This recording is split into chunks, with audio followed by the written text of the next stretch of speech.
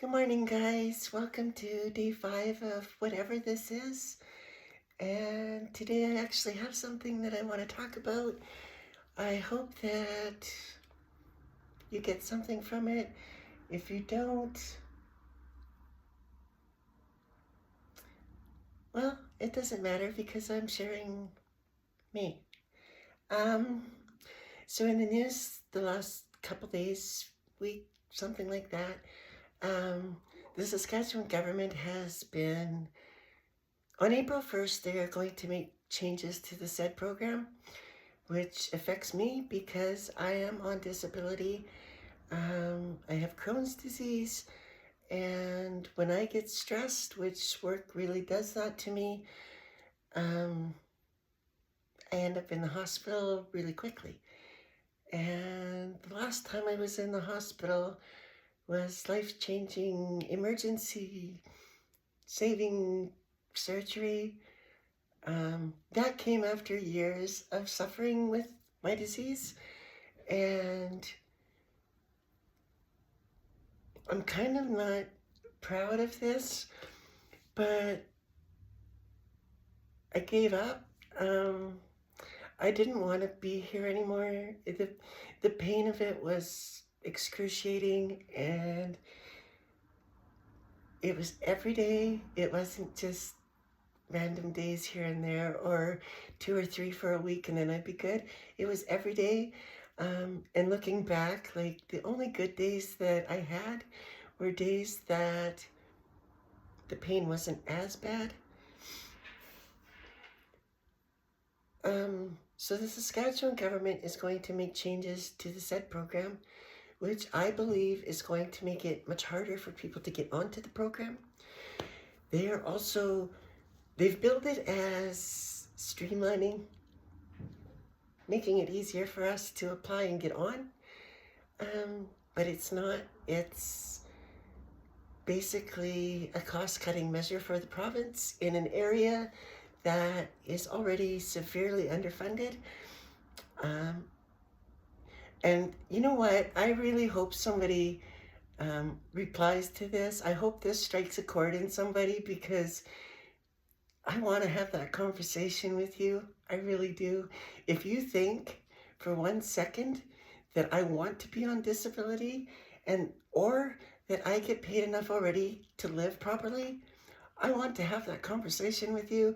I would love to have it with you face to face, but I will accept just in the comments conversations for this. Oh wow, I'm passionate about some stuff, aren't I? Okay, so here's the deal. Right now, my pay, if I had to live by myself, and I am so grateful that I don't, that I'm pleasant enough to be around, I guess, that I'm allowed to live with other people. But I couldn't live on my own. By the time I paid for a place to stay, a shelter, I would have no money for food. And I probably wouldn't be able to pay for maybe more than one utility. And then what do I do after the 2nd of every month? Except just sit in my space, because everything in society right now costs money, and that cost is going up. One of the big expenditures for me is food. And when my food bill goes up 50%, for somebody who's making $50,000, $60,000 a year, food going up 50% is probably manageable, not welcome, but manageable. In that you do have a little bit of disposable stuff, income coming in. I mean, you've got your house paid for, or the rent is covered. The utilities are paid for. You probably still have a job that's going to pay you within the next 2 weeks. So there is a cash flow coming in, and that alone relieves a lot of stress. for us people on SAD, it's a 50% increase to our food bill basically means we're going to eat 25% less. That's it. And for some people, some disabilities, their disability doesn't affect the food intake. I have to be careful on what I eat. I can eat anything, but I can only eat anything once in a while, and the rest of the time I have to be careful. Bread, dairy, fruit with seeds or nuts, they all irritate me, and prolonged irritation leads to really bad stuff for me. And okay, so food prices are going up, and I get that's not a government problem, but to me, the government's reaction or response to something like that would be an increase to what we get in the amount of 50% more than what we've spent on groceries, right? Whatever our living cost is, it's went up since 2020, and nobody will argue with that. Not a single soul that I have talked to has told me that costs have went down anywhere, yet said program people, the people who are disabled, the response of the government is to cut some of the funding that we get at the same time. And on a personal level for me,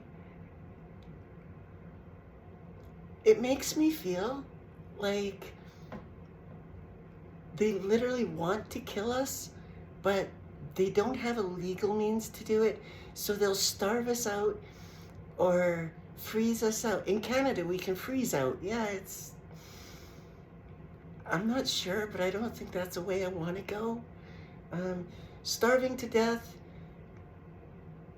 I think I can handle that. I mean, I went through periods where I haven't eaten already, and a funny thing, and I'm not sure that a lot of people know this, but the hunger cues that you get, your tummy is rumbling.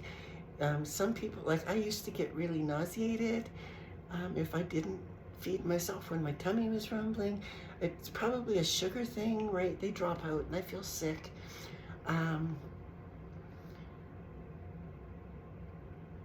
But eventually, once you stop eating, those hunger cues disappear.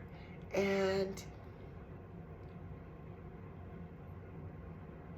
even when you can eat again, those hunger cues don't come back. The feeling of being hungry for me, I don't get it really. I start to get the feeling of being sick. If I don't take care of my food then, I will start to get a migraine headache.